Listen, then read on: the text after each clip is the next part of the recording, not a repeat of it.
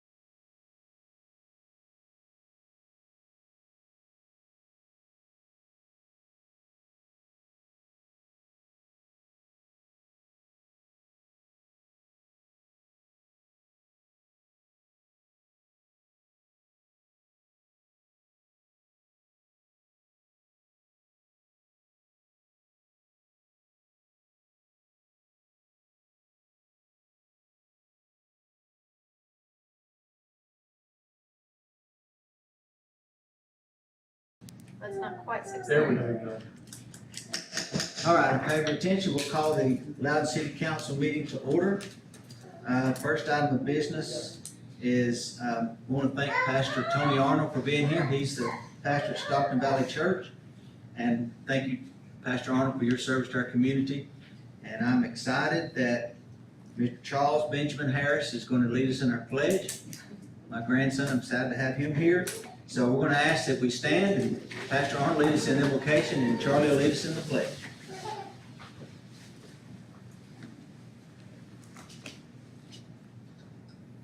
It is written in Proverbs chapter 3 verses 5 through 6. Trust in the Lord with all your heart, and lean not on your own understanding. In all your ways submit to him, and he will make your pathways straight. Let us pray. Almighty and everlasting God, I pray for this council meeting tonight. Give the council members wisdom and guidance as they deliberate on the items before them. Help them to listen attentively to one another, open hearts and open minds. May we be quick not to judge or criticize, but instead to seek understanding with the different perspectives. May every decision be made righteous in the sight of the benefit for all people and for the glory of God. May we always be guided by the spirit of community, by the spirit of justice, and by the spirit of love. In Jesus' magnificent name we pray. Amen. Amen.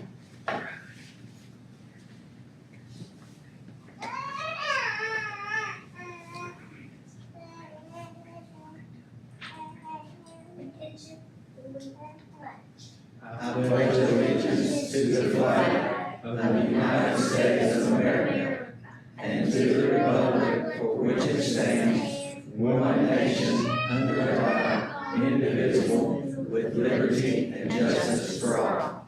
Thank you. Y'all may be seated. Charlie and Pastor Arnold can meet me right up here.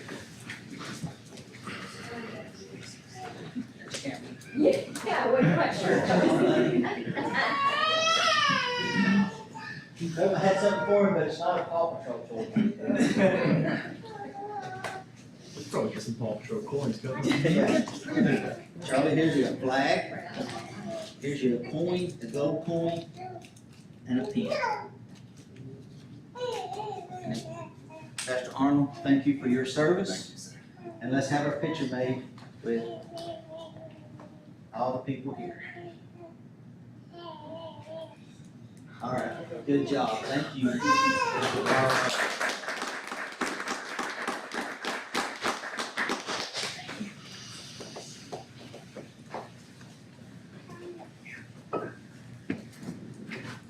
That's the best part of the meeting.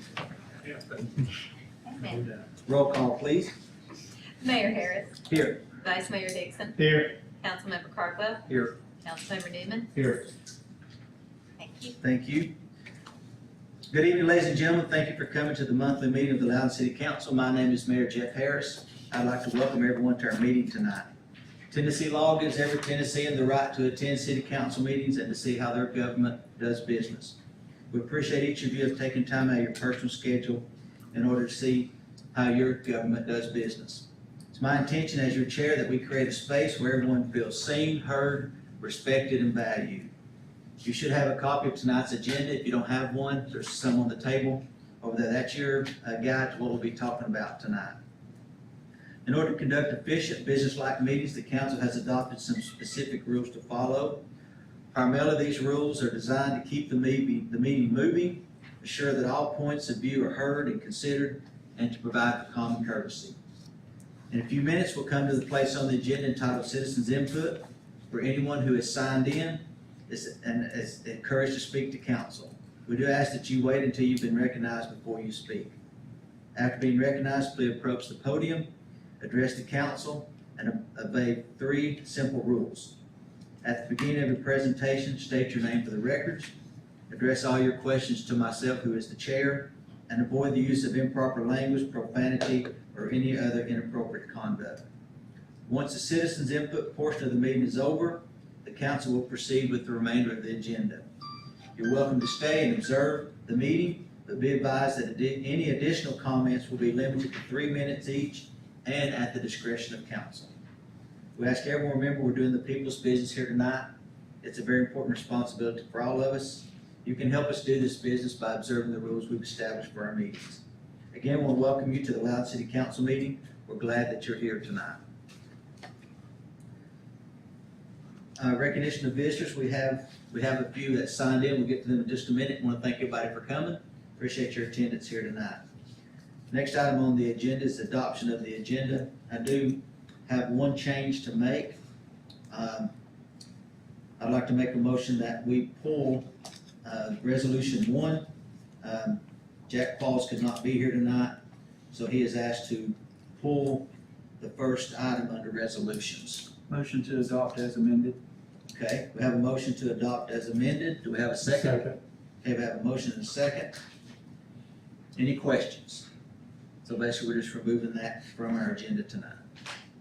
Okay, all in favor say aye. Aye. Any opposed? Thank you. So adoption, our agenda has been adopted as amended. Next item on the agenda is citizens input. First one we have is Sherry Rakin. Thanks. If I said that right? Yes. Okay, ma'am, if you could come up to the podium and share your concerns.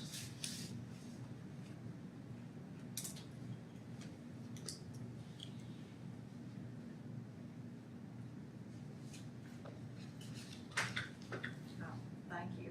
I'm Sherry Rayson. My address is 501 River Road in Loudon. I am here concerning the rezoning request for 2492 River Road, the historic manure house. And there is a request, as you all know, to rezone from residential 1, low-density residential, to small planned development district. I and my neighbors have some concerns about this. I will try to briefly go through some Okay. of those. I am an adjacent property owner to this property and have been for 45 years. There are other, besides adjacent property owners, there are residential areas along River Road and Matlock Bend and Giffen Circle and Queenier Drive and Butler Drive and River's Edge. There are people that have some concerns. I'm not putting myself forward as their spokesman. I'm simply stating that I've heard some comments from people, some of which I will raise. Okay. I think we all have a concern that this is putting a commercial zoning in the middle of a historic, low residential and greenbelt area. This, on its face, simply opens the door for further commercial usage in these residential areas. And this area, as all of you know, being residents of Loudon, is generally single-family homes, you know, with acreage around them. Almost all the areas I mentioned are that. The historic home is an integral part of our community. I think so many people value it for its history and would be disturbed to see it as a commercial venture. I haven't heard anyone voice any concern that it would be used as what we might consider a traditional bed and breakfast or a small event venue. But the word small is open to interpretation. And in reading the rezoning requests and the Planning Commission amendment, item 123, there are no specifics of any kind in what has been passed so far and been recommended to the council to pass. It is open-ended language. It's vague language, and I think that it leaves a great deal to the imagination, some of which isn't good, the imagination that is, but it also leaves open putting this property to some questionable usage, and there's no description of, there's a description of wanting in-home dining and overnight stays. And that on the face of it sounds rather benign, but we don't know what occupancy or any of these things. Now, some of these questions about occupancy, et cetera, can be addressed under codes. And I understand, but there's no mention of that in this rezoning request. And there are all sorts of questions that leap out at you about potential alteration of this property. There are, they list 2 historic buildings that they would want to use. One is not on the historic register, the other one is, that are directly behind the house, former slave pens. That would be used, one for a multi-purpose use. They're again extremely vague. I don't know, I have no idea what that means. The other would be for a commercial kitchen to facilitate catering. And is that strictly for on-site catering or other purposes? That particular structure is partially destroyed, as is noted, but it would have to be a much larger footprint to accommodate a commercial kitchen. And the only descriptive language refers to the tax maps. And this is in two parcels, 036 and 037. 036 is the smaller one, 2.3 plus or minus acres. 37 is plus or minus 8.49 acres. But interestingly, those are split. And the 2.3 is only directly around the house and the gazebo area. And the 37 is across the road, a separate lot across the road, which is a wooded hillside. It includes that. It also then goes behind the house and sets the potential commercial kitchen, that slave quarter, off and goes around what would become the event center, a former horse barn. And that's part of the 37. And so that property, those parcels are actually split, but they are under the same designation on the tax map. But this is the only site plan that is presented to us. So there are no specifics. So this is a very general and very open-ended proposal. So those of us who live in these residential areas and have for quite some time, some people are newcomers, some, like myself and my family, have been here a very long time. We have some concerns. As I said, we would not have concerns if it were a traditional bed and breakfast and there was a clear plan in place. But what has happened here is the planning commission has passed this and recommended that you pass it. And it's kind of like, first we'll pass it and then we'll decide what's in it. That's the way this comes across. And it makes those of us living along the road and adjacent property owners have some concerns. As we all know, we have galloping expansion, galloping housing needs, and all sorts of things here. But putting a commercial usage in the midst of existing low density residential, I think is problematic, especially when we don't have any clear delineations of exactly what is meant by event center or small events or in-home dining. And then, of course, there are all sorts of things I know that would be no doubt addressed by codes, but there are things like, for this kind of proposal, which is a commercial proposal, obviously you're going to have things like sewer hookups and outdoor lighting, and if you're going to have parking across the road, you're anticipating fairly large crowds. I mean, certainly not small events. This property has had small events on it with, I think, one or two separate owners. And that's always been accommodated easily by people just parking, behind the house or down near the barn. There wasn't a need for additional parking. If you have that, then you have people having to cross River Road. I mean, obviously they have to get from the parking lot. And there again, if you're going to do that, you're going to have to decimate that hill. You're going to have to take out trees, you're going to have to level it. You're going to have to more or less destroy that.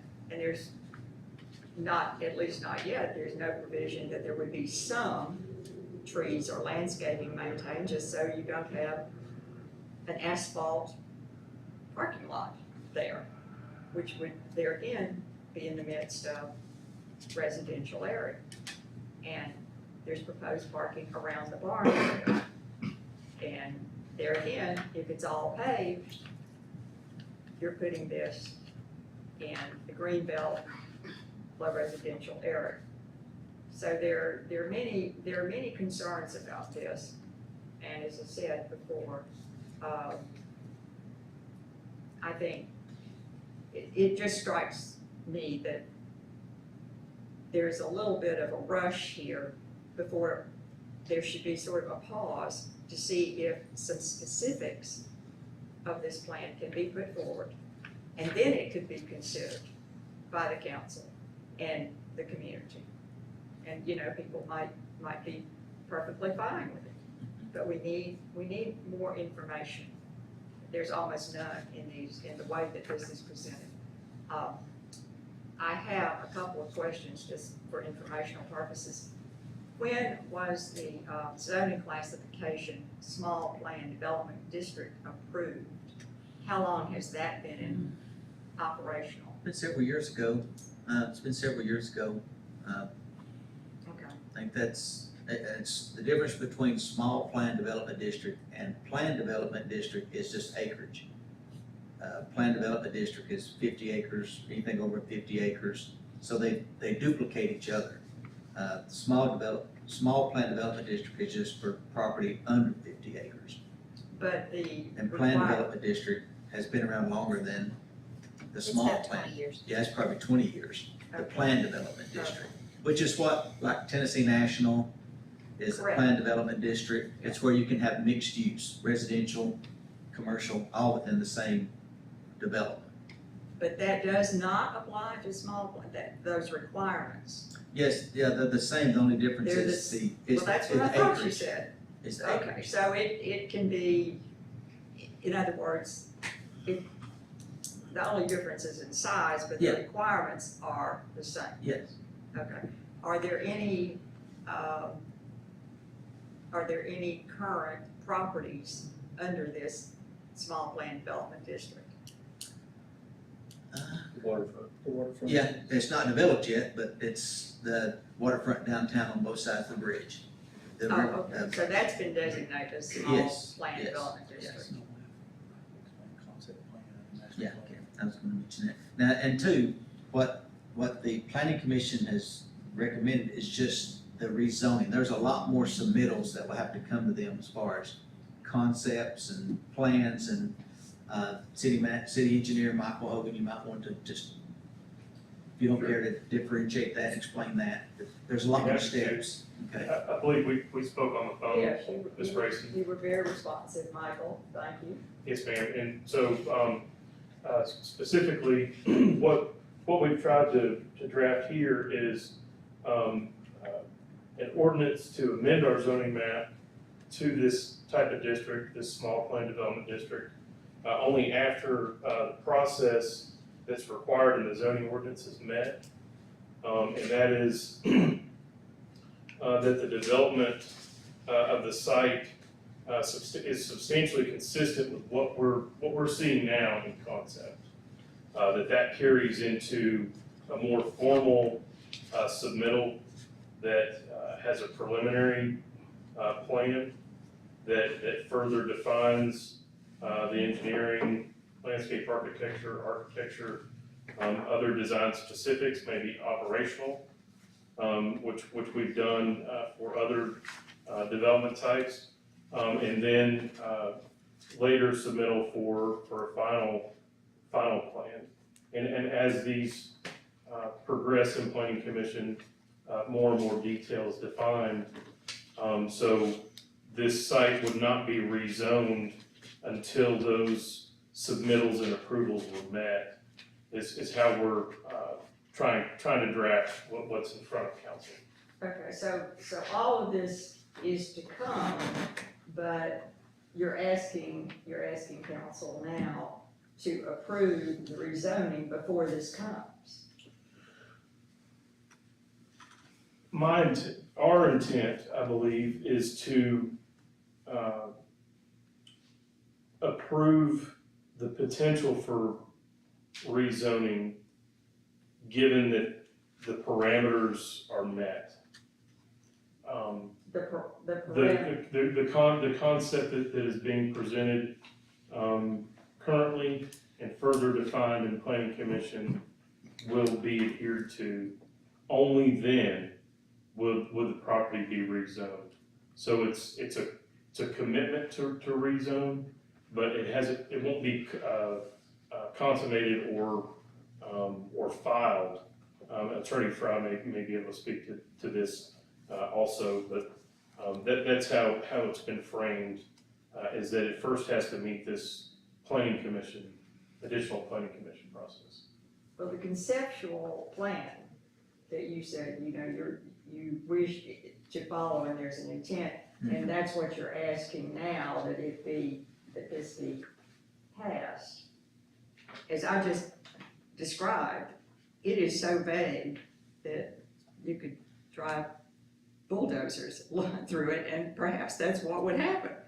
So that is sort of the kernel of the uneasiness about this. There was a lot of discussion in our workshop about those same issues. Councilman Carver brought up several of those points, and I think, as Michael said, our city attorney has some language, I think, to protect some of that.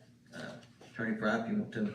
Right, well, it sounds like your issue is with the concept plan. So I think that what we've put together here is, is we're sticking to the concept plan. Mm-hmm. That's extremely vague. Right. I mean, just so vague that it's unrealistic in the sense that there's no reality to what can be done there. It neither limits nor inhibits, it simply opens the door. That. I respectfully disagree, but I understand Please explain. I understand your concern. Well, okay, but please explain what your disagreement is with that. I believe that the concept plan sets forth very clearly what the property is going to be used for, and those plans are going to be approved as they take more definite As they develop. design. Yeah. But the overall footprint of the property is not changing. No, I understand that, because there is only so much land there. But this is a circular argument in a way, because you want to approve the conceptual plan, which in fact doesn't, I find it not quite a plan, quote unquote. I find it more of a general statement of intent or something. That's kind of how I would describe it. I wouldn't describe it as a plan, but as a statement of intent. And I think my concern and the concern of some other people with whom I've spoken is the fact that you would be preliminarily approving the rezoning without an actual plan. And I understand everybody's saying that there is going to be a plan, or there's going to be several steps. And there'll be a lot more meetings that you and the residents could attend, and hopefully will attend, to see some of those plans develop. Well, I think we'll be interested. Yeah, I think you should be. I'm sorry, I did not know about the noise ordinance until I got here, so I was unable to address it. But one of the things that would occur to me is the potential, depending on the size of events, et cetera, and the number of people on the property. You have issues, noise issues, which might emanate either from just simple human exuberance or Music or anything else. Sure.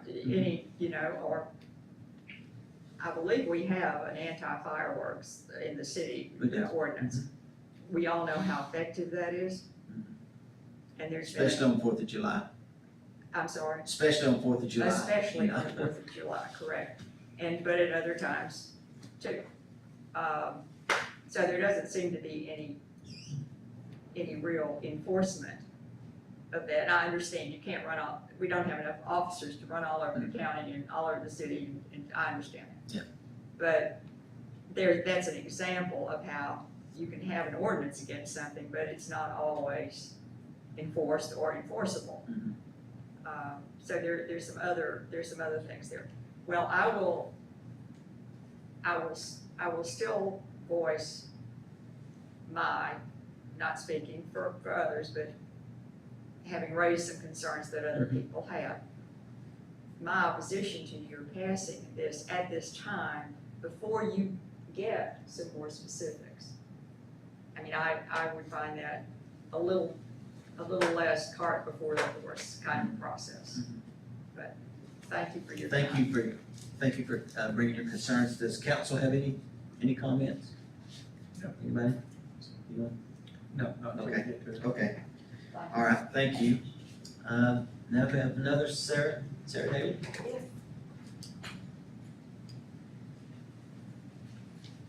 My name is Sarah Daly, and I live at 720 Lakeview Drive. And I think when we look at the River Road proposal, like, I know Clayton's small town famous, we all love him. But everybody else's proposal has water runoff from their parking lot they proposed. You know what I'm saying? They didn't take a screenshot of Google Maps, take a square and put additional parking. Because all the people around there, we gotta worry about water runoff. Will it go in the creek? Is it gonna go down at the Spanks property? Is it gonna,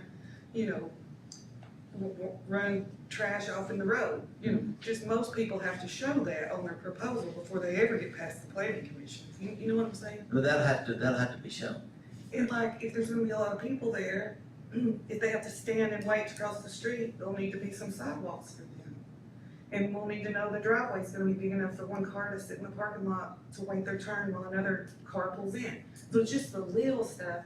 So I think when people say that it makes the community uneasy, it's just because the lack of, detail that other people have to provide when they come to the planning commission and present their ideas. And those will have to be presented.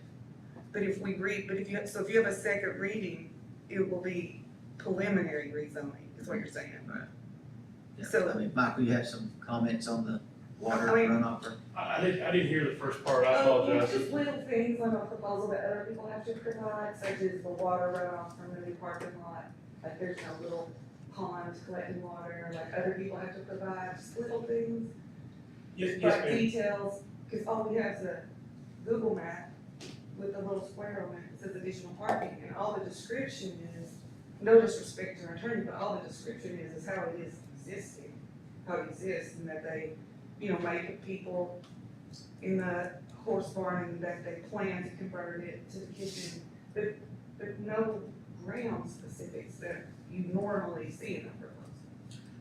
Sure, and so we would require that in the next phase of submittals to planning commission in a preliminary, small plan development, submittal, which would get into the detail of drainage and other things. And some of that would be driven as the owner and developer, further defines, the amount of space that would be used, which, would be limited by the grounds of how large a kitchen could be developed, how many people could be served in the house, And you or don't the know any barn. of that yet, And, right? and we don't know that yet.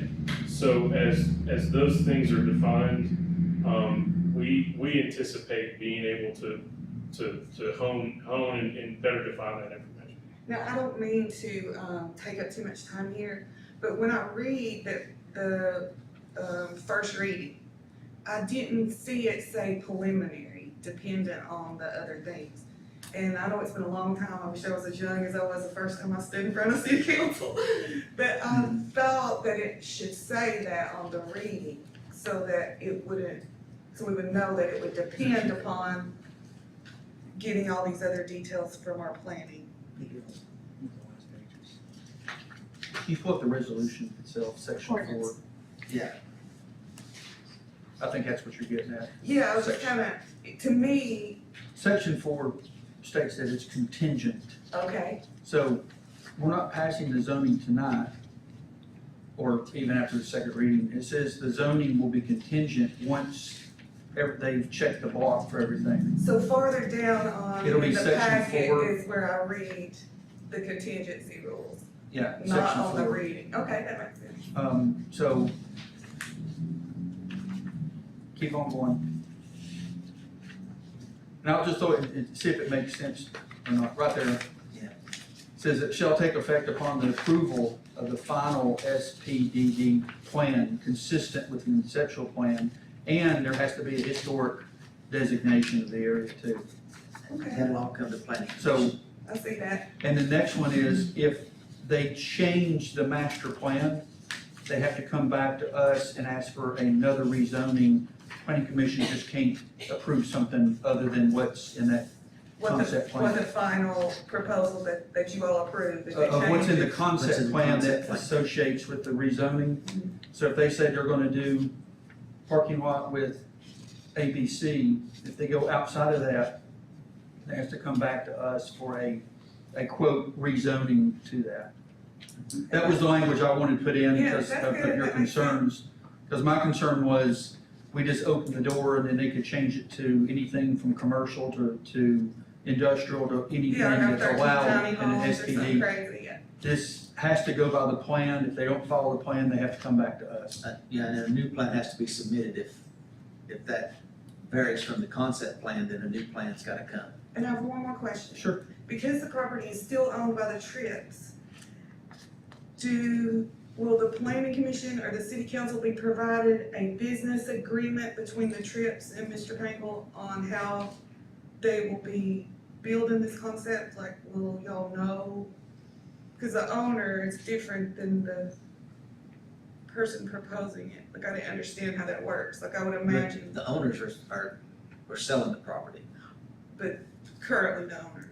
Yes, current owners are selling the property. Okay.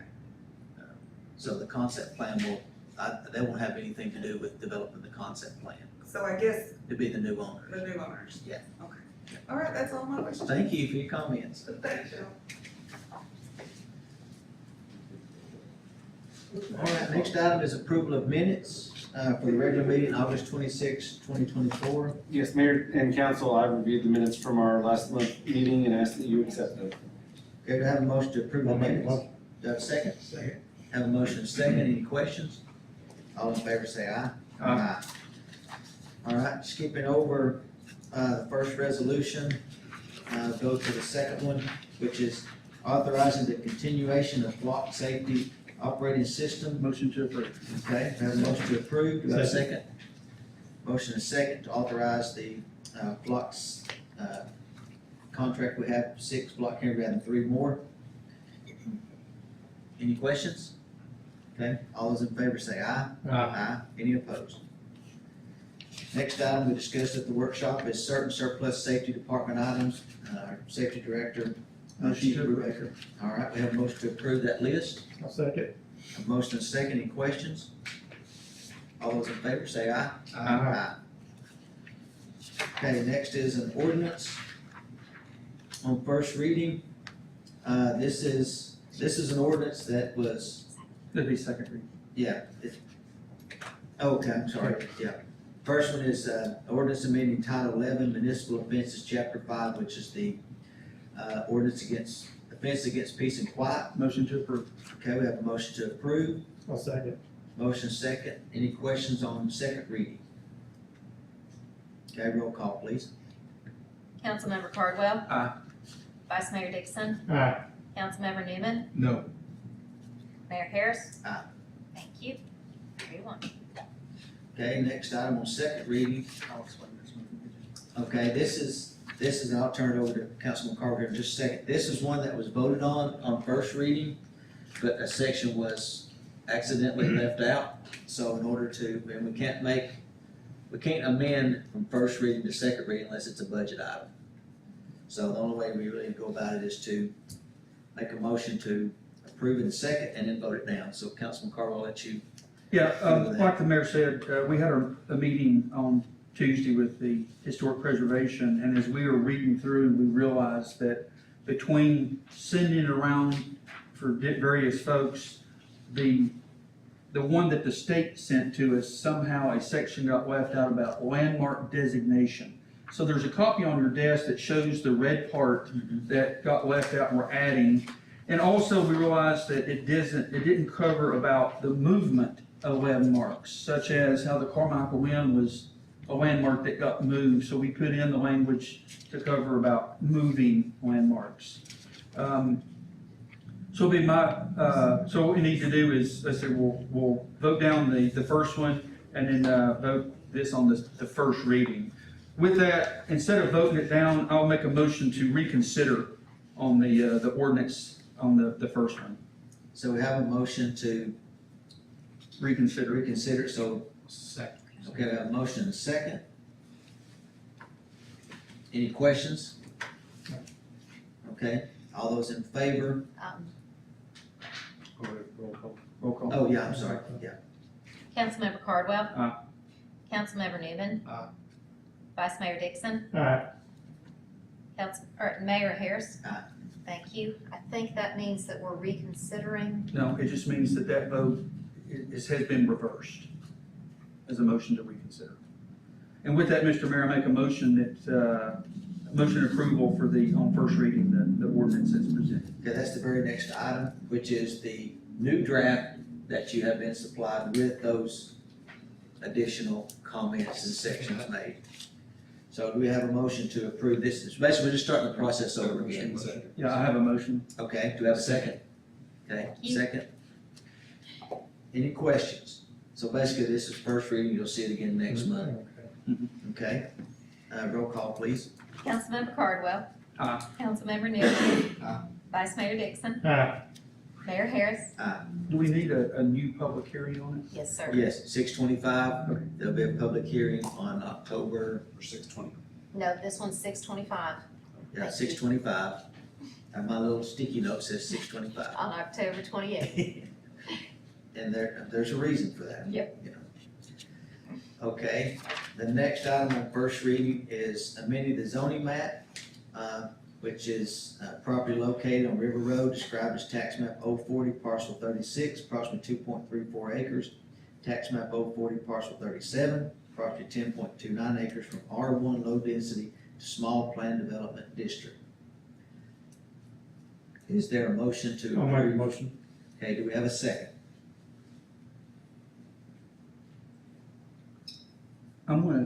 I'll second it, but I have an amendment to make to it. Okay.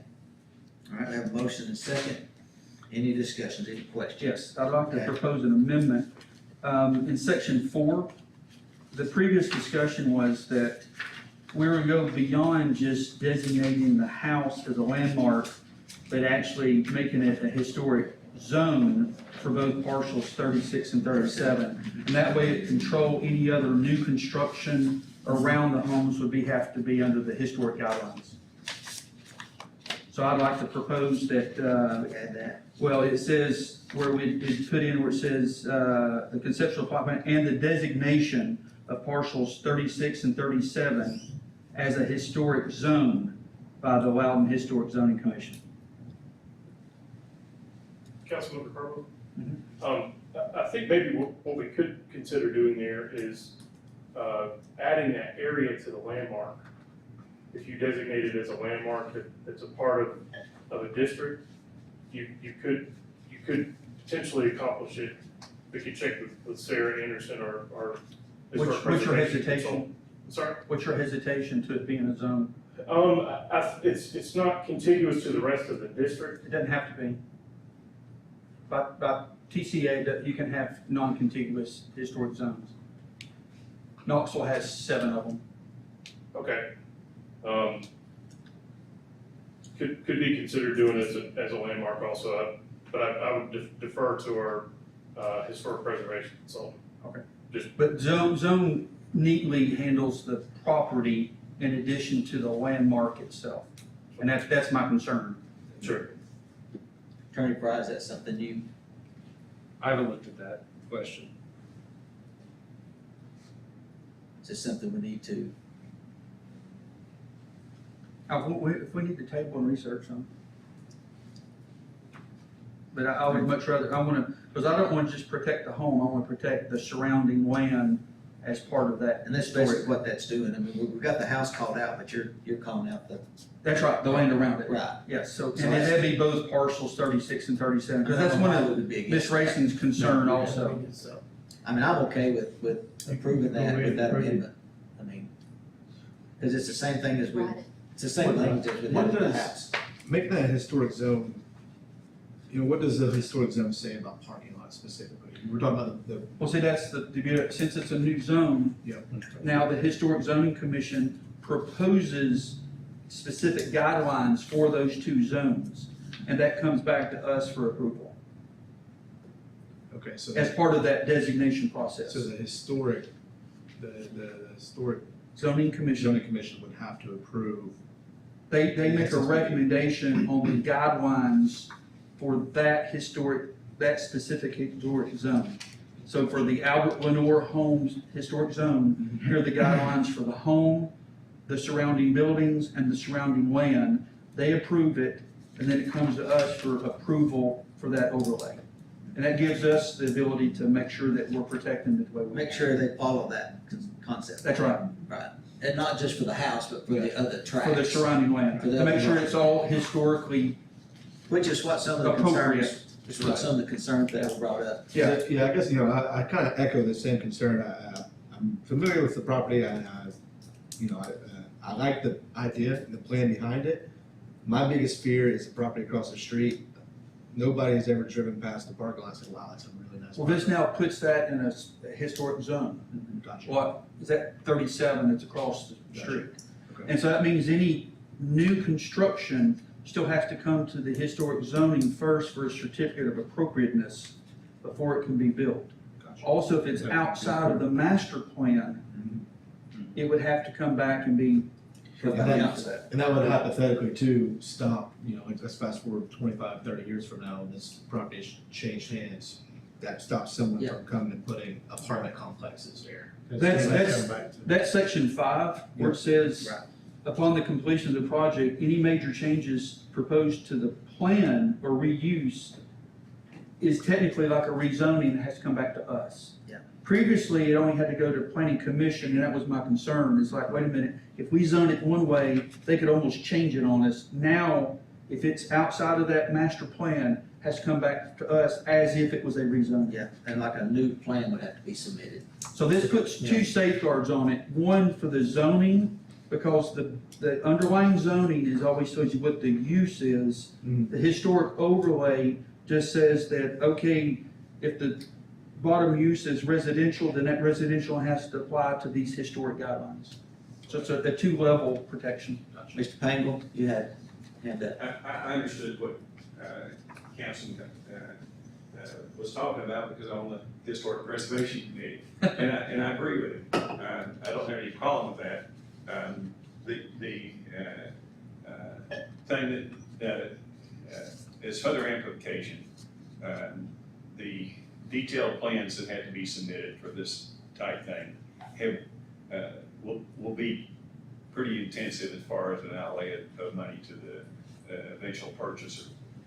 And that's why I asked the staff what type zoning to use, and this was their recommendation for the type uses envisioned. Does he have detailed plans drawn? No, he doesn't want to spend the money until he knows that this goes ahead. But the historic part, he's pretty well committed. What I will say, if for some reason he bought the property and plans weren't submitted within a year time, that's what the Yeah. requirement is, then this defaults back to the existing zoning of R1. Right. I mean, so this linkage, I think, is fine. So I don't have a problem with the linkage. I understand even though I don't object to that, I understand stepping back from a legal standpoint, there are some other legal things, and I'm not going to address those, that might have a different viewpoint from your attorney. But I haven't shared that with him, or don't need to. I'm fine with it. So that 12-month time period takes away the fear of what, 25 years from now, or whatever. I mean, if it don't move forward in 12 months, they gotta come back and ask for rezoning And again. anything they do, they've got to come back to. And if they don't complete it, it automatically reverts back to R1. Yep. The zoning doesn't go forward. We just need to make sure we get the language right, because we can't change it between first and second reading. So, do you have? Just that, my only one is the, Chris's.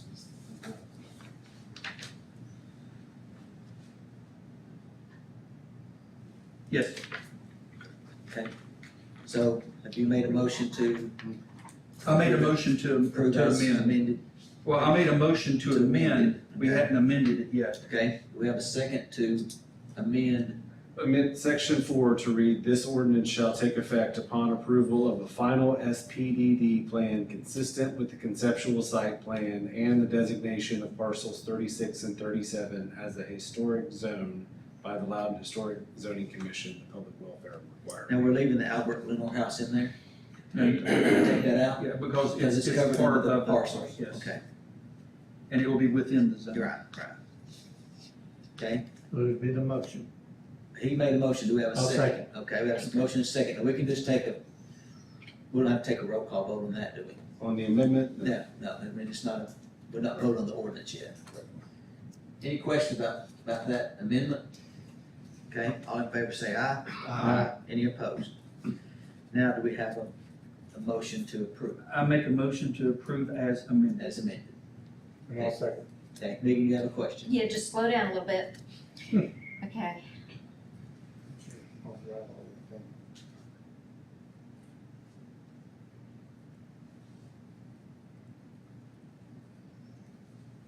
okay, thank you. Okay, so we have a motion to amend, no motion to approve. Approve as amended. approve as amended. Okay. We have a motion, do we have a second? Yeah, Tim Dixon. second. Okay, Tim second, now I'll roll. Any questions? Okay, roll call, please. Councilmember Cardwell. Aye. Vice Mayor Dixon. Aye. Councilmember Newman. Aye. Mayor Harris. That will be, second reading on October 6/20. That's the public hearing, yes, Public and hearing. second reading. I have a clarification, please. Okay, We have a motion and a second on the table for the original. The Vice Mayor Dixon made a motion, Councilmember Cardwell made a second. Then we went to the amendment. So I need clarification on this, please. Do I do a roll call vote or or do they vote to withdraw their motion?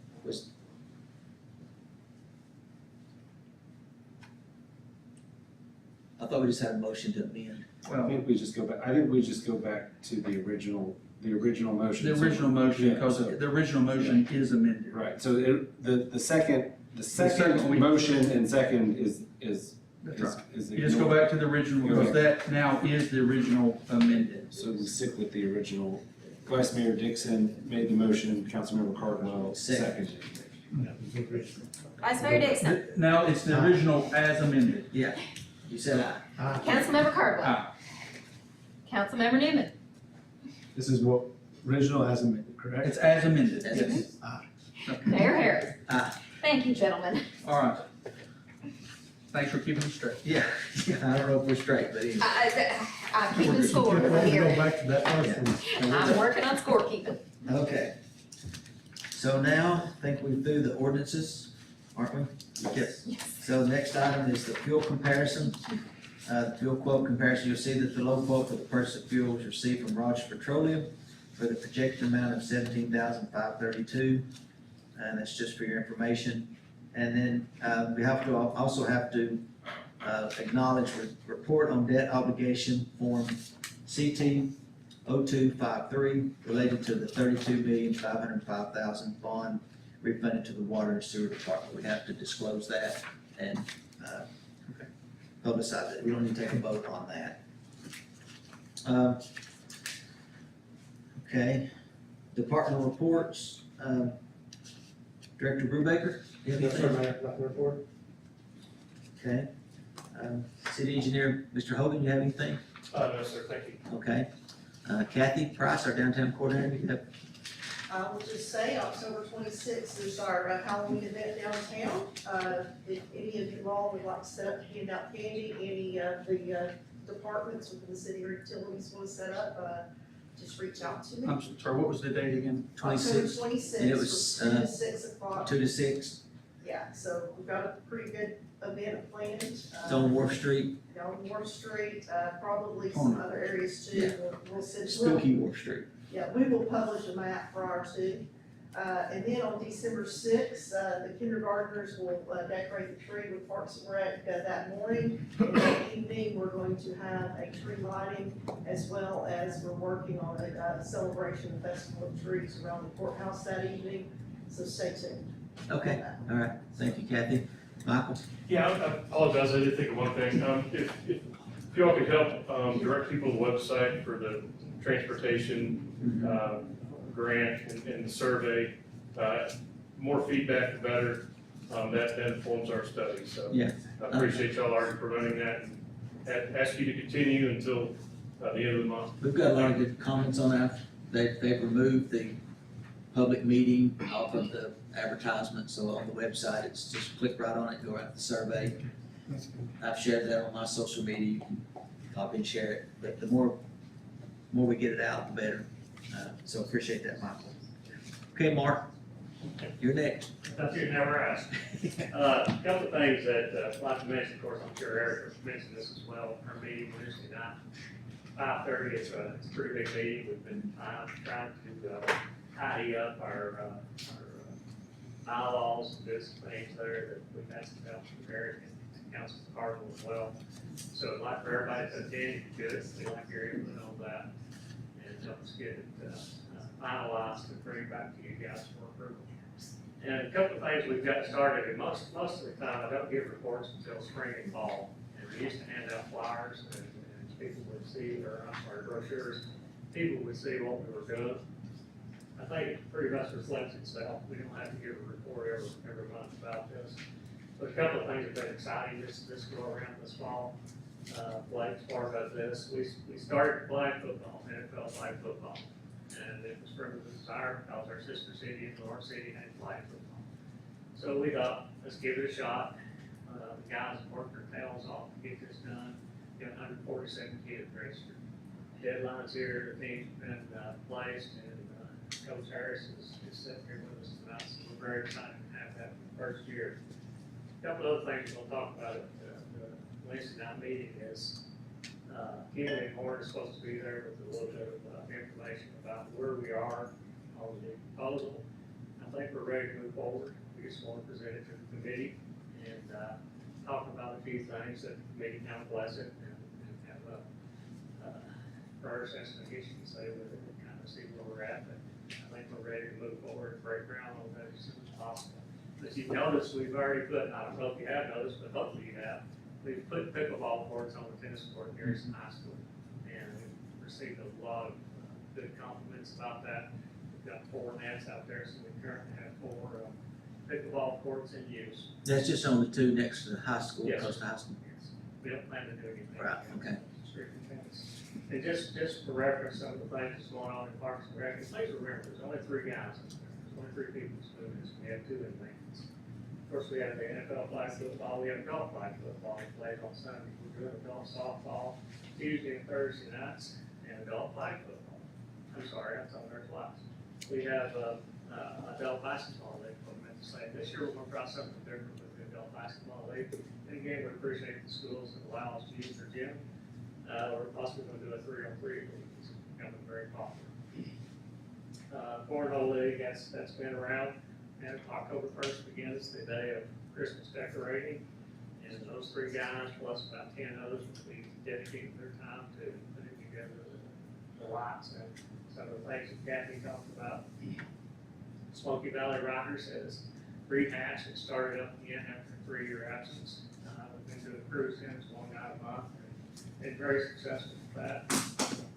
And Sacred Holiday, it's probably the biggest scrap we've ever had. It's close to Telco Village and Mary Bay, but we're proud to host them, and we're very proud to use their park. So just a little bit of an update there. Thank you, Mark. Thank you for all your departments do.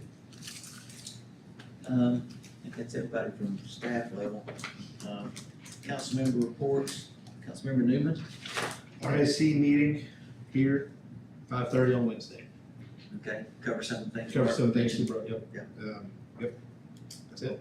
Okay, Vice Mayor Dixon from planning, Yeah, we got some, we had one historic zoning application for certificate of appropriateness, signage installation for personal space creations, applicant John Carey, property owner Bo Carey. That was approved by the zoning, historic zoning. Loudon Regional Planning Commission, we had the application number 120, site plan review for racetrack, Commercial Park Drive, applicant Brendan Sexton, property owner Cooper Properties. That was approved. Number 2 is amending master plan for the Tennessee National. That was by Matt Brazil, was the owner representative. That was approved. No, application 129, final plat review, Tennessee National, Part 15A, was my Matt Brazil, was the property owner representative, for Tennessee National. That was approved. And, application number 130, final plat review by Tennessee National, Part 17, by Matt Brazil, property owner of Tennessee National. That was approved. Application 123, rezoning of 2 parcels from R1 low density residential to small plan development district.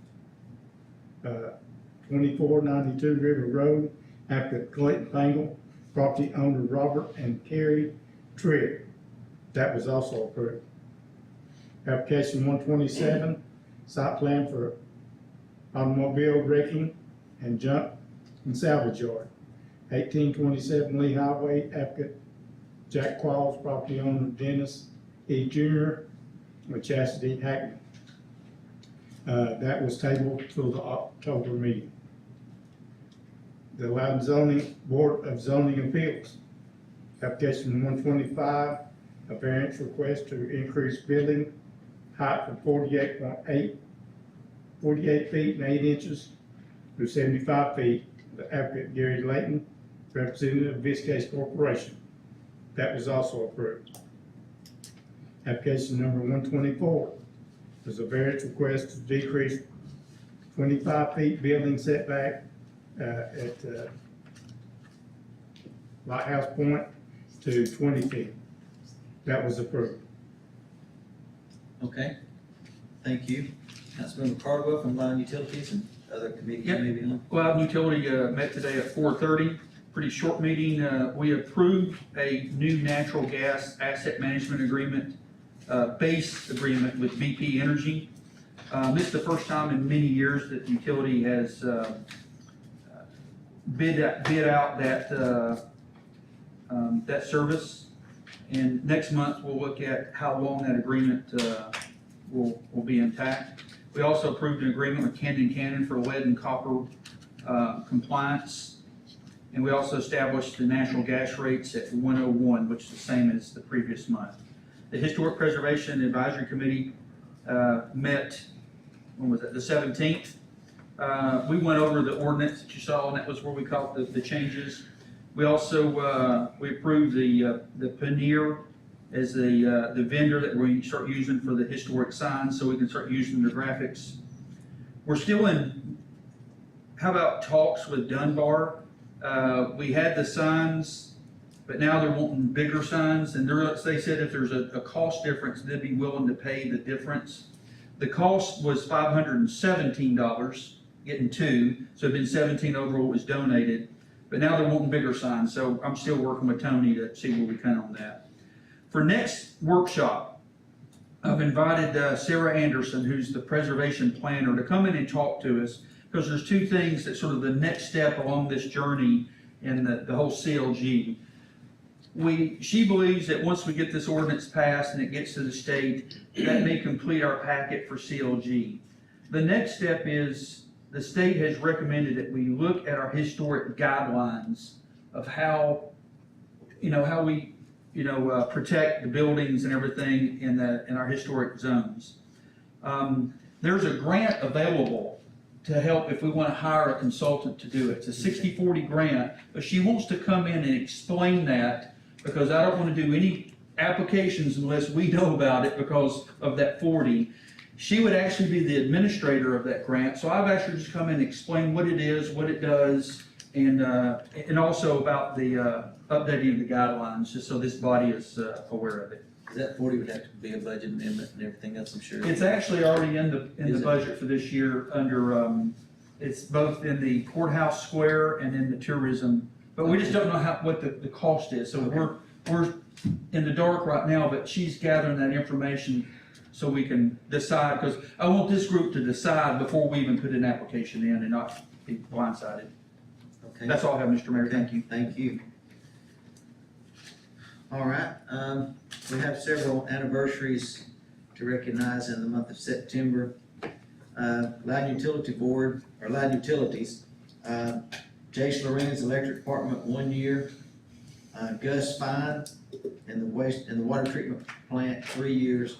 Connor Scott Electric Department, 3 years. I think he's already left, I don't think he's here anymore. Andy Lawson, Gas, Water and Sewer, 5 years. Elizabeth Bradshaw, Customer Service, she's going to be Director of Customer Service, 10 years. Adam Watson, Electric Department, 17 years. Jeff Franks in the Water Department, 18 years. Wayne Kettner, Wastewater Treatment Plant, 18 years. David Fickey in the Gas Department, 29 years. Then we have John Davis, the old man on the block. John Davis, Gas, Water, Sewer, 43 years. That's a testament to do anything for 43 years. So, City of Loudon, we have Michael Garrison, Fire Department, 1 year. Noah Kyle, Fire Department, 2 years. Lance Dowdy, Facility and Maintenance, 3 years. Hunter Raby, Fire Department, 3 years. Scott Gagley, Fire Department, 5 years. Our own Melissa Huskin, 6 years.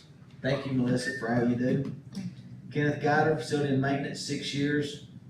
Brooks Surratt, Recreation Department, 6 years. Luke Martin, Fire Department, 7 years.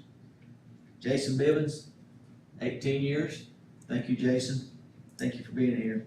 Ramey Law, Recreation Department, 21 years. So, as I've said before, our employees are our biggest asset. So, we sure thank them for the work they do. And I'm sure you got some birthdays, Vice Mayor. I do. From the police department, Dante Brown, September 27th. David Flynn, September 17th. Fire department, Matt Acuff, September 26th. Wade Garrison, September 16th. Scott Gagley, September 30th.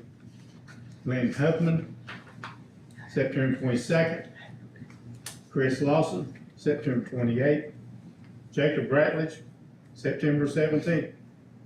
For Public Works, Larry Jenkins, September 23rd. From the Recreation Department, Jeff Trout, September 16th. Electric Department, Joe Don Moorfield, September the 8th. The Water Department, Jeff Franks, September 14th.